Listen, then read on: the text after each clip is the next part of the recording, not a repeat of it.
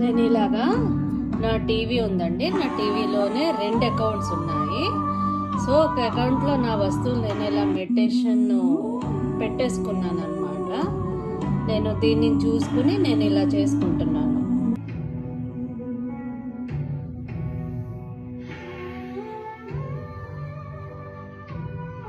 ఈ విధంగా టీవీలో మ్యూజిక్ అనేది ప్లే అవుతుందండి.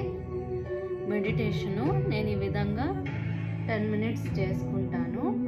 మన మెడిటేషన్లో 10 మినిట్స్ ఎలప్స్ టైం ఉంటుంది, ఈ విధంగా కనిపిస్తూ ఉంటుంది.